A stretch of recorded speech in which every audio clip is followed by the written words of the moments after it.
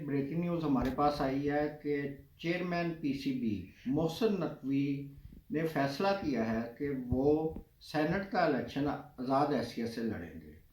Punjab assembly उनके voters अरकान उनके वोटर्स होंगे, तो पंजाब असम्बली में ज़्यादातर अरकान 45 की बजाय 47 फॉर्म के इलेक्टेड हैं।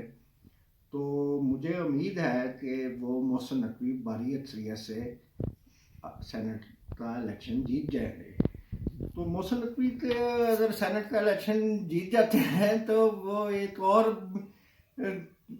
मुनफरद बात होगी कि पीटीआई के बाद सेनेटर भी एक आज़ाद मुंतखब हो जाएगा पंजाब से, क्योंकि इस वक्त पार्टी पोजीशन में आज़ाद अरकान में से कोई भी ऐसा नहीं है कि अरकान में से कि एक वो अपना इंडिपेंडेंट सेनेटर बना सके।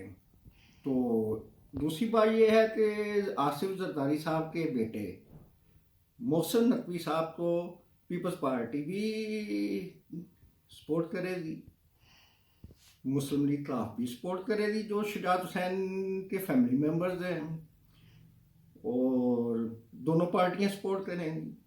जो उनको मज़ीद वोट चाहिए होंगे वो फॉर्म 47 वाले पीएमएलएन के अरकान से उन्हें बासानी मिल जाएंगे। और इसके ज़राए का बताना है कि मोहसिन नकवी को वफाक में अहम जिम्मेदारी मिल रही है, और इस्लामाबाद हाई कोर्ट में उनके चेयरमैन पीसीबी लड़ने के वाले से पिटीशन भी काबिल समात हो रही है।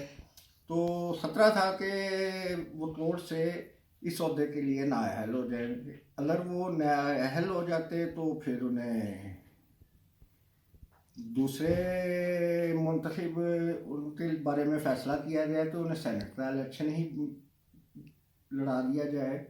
तो आप चंद दिनों में बल्कि अप्रैल में आप देखेंगे कि मोहसिन नकवी साहब सेनेटर के तौर पर पार्लियामेंट अवाने वाला में मौजूद होंगे।